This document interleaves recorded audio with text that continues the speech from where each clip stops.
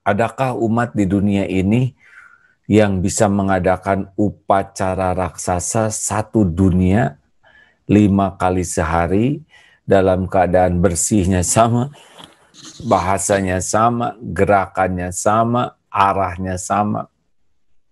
Silakan tafakuri saja. Pasti tidak ada yang lain yang sanggup melakukan hal ini. Tidak ada yang lebih pahit dari berharapnya hati kepada Allahumma aftah lana hikmataka ya Allah.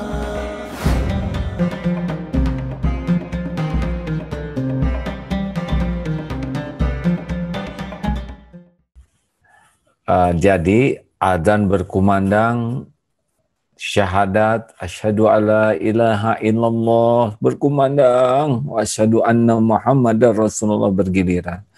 Sesudah itu ada umat yang bergerak mencari air yang sama, kemudian membasuh tangan, mulut, hidung, betul-betul sama seluruh dunia nih berurutan.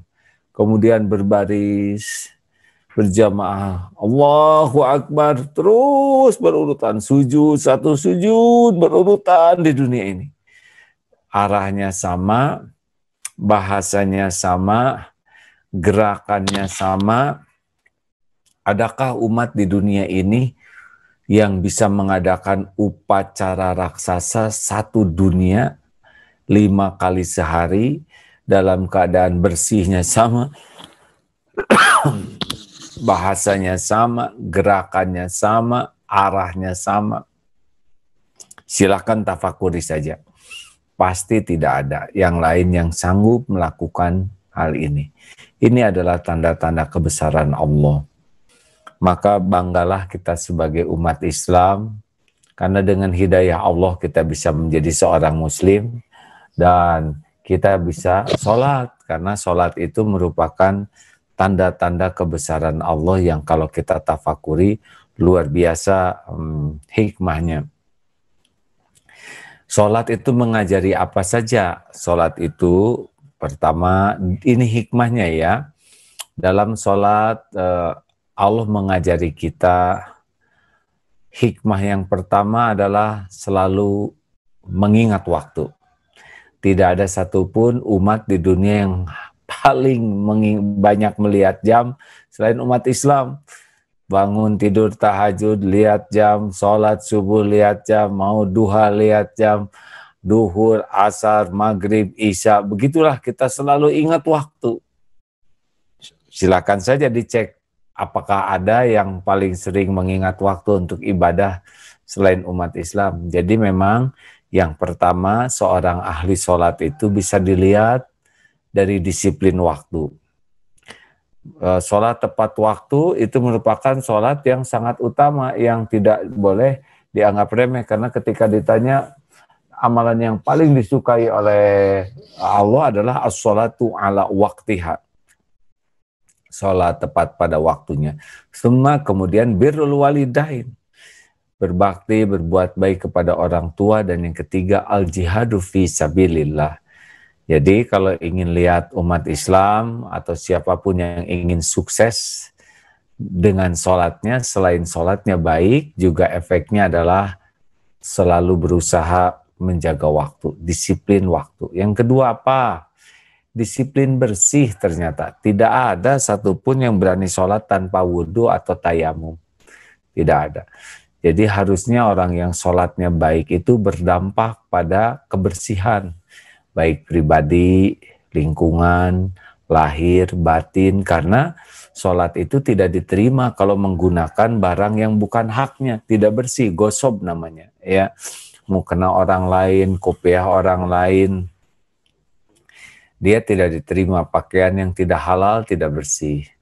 Juga yang kena najis. Nah, yang ketiga adalah disiplin niat. Karena di dalam apapun yang dilakukan, sholat qobla subuh, tahiyatul masjid, sholat subuh bergantung niat. Jadi harusnya umat Islam itu sangat-sangat serius untuk disiplin meluruskan niat. Disiplin di dalam berniat melakukan apapun. Apa niat saya nih? Apa niat saya? Lillahi ta'ala, benar-benar karena Allah. Ada niat untuk ibadah seperti qobliyah subuh atau niat saum sunnah, niat saum membayar, saum nazar, tapi ada niat yang merupakan niat dari amal itu. Dasar dari niat yaitu lillahi ta'ala. Yang keempat, selain jaga menata niat, nah ini juga Islam selalu lewat sholat mengajari hidup ini tertib. Tidak boleh kita gerakannya sesuka kita, hidup sesuai aturan.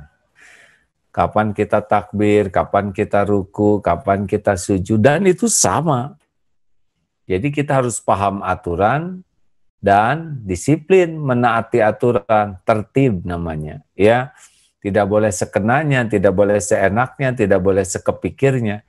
Dalam apapun kita harus paham aturannya dan patuhi aturan. Kalau di jalan kita tidak paham aturan atau tidak mematuhi aturan, ya ketabraklah.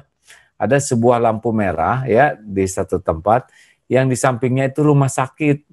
Dan rumah sakit ini salah satu langganannya adalah para pelanggar lampu merah.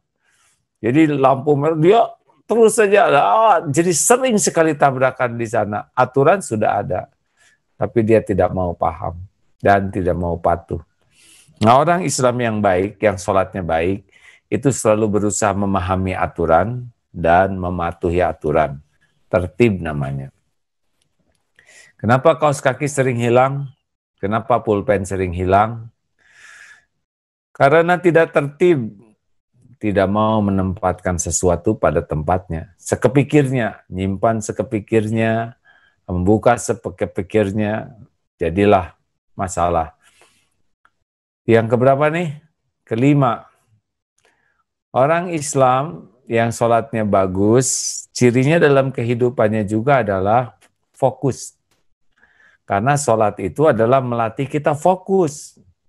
Fokus kepada Allah. Fokus itu seperti surya kanta, kaca pembesar. Yang kalau fokus, matahari cahayanya menyebar di mana-mana. Tapi dengan fokus, energinya menjadi dahsyat, bisa membakar kertas, membakar kayu bahkan. Nah, jadi kalau kita kurang berprestasi, salah satu penyebabnya adalah kurang fokus.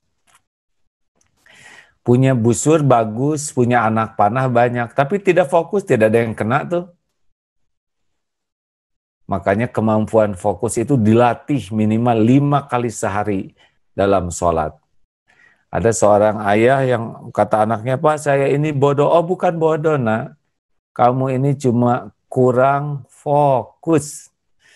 Guru bicara tidak didengar, mengerjakan tugas tidak fokus. Orang yang kurang fokus ya seperti walaupun matahari ini energinya besar, dia tidak bisa terkumpul menjadi sebuah prestasi. Nah, Islam mengajarkan selalu berlatih fokus 5 kali sehari. Makanya kalau sholatnya fokus, ingat ke Allah, Masya Allah. 6. Tumaninah. Jadi sholat itu tidak boleh tergesa-gesa. Ini kombinasi yang hebat nih hadirin. Kita fokus tapi tidak stres. Kita fokus tapi tenang. Melakukan apapun dalam fokus itu penuh ketenangan, penuh pengontrolan diri, penuh pengendalian diri. Inilah seharusnya orang yang sholatnya bagus. Kalau bicara terkontrol, terkendali, emosi terkendali. Jadi tenang, fokus tapi tenang. Allahu Akbar. Fokus tapi tenang. Persis pemanah juga. Fokus dan tenang. Ya. Orang-orang yang emosional, yang gerasa gerusu, yang serba ya ceroboh, serba cepat, tidak bisa berprestasi dalam hidup ini. Karena orang yang gerasa gerusu itu dia akan lebih banyak memikul letihnya kerugian, letihnya dari kerugian.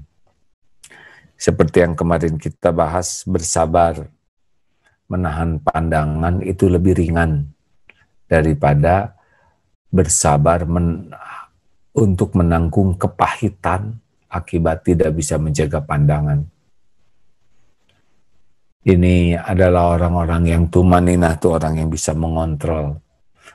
Dia mengontrol, mengendalikan pikirannya, hatinya, sikapnya. Tumaninah. Ini yang keenam. Yang ketujuh, tawadu. Dengan sholat ini kita betul-betul dilatih untuk merunduk. Menunduk ke bawah, ruku, sujud kepada Allah, kening yang kita banggakan, tempat orang menyimpan mahkota. Sujud itu disentuhkan ke tanah. Jadi harusnya memang dengan makin banyak sholat kita makin merunduk, tawadu, rendah hati. Itu baru 7 ya. Satu apa? Disiplin waktu, disiplin bersih, disiplin niat, disiplin tertib, disiplin fokus, disiplin tumaninah, dan disiplin ketawaduan.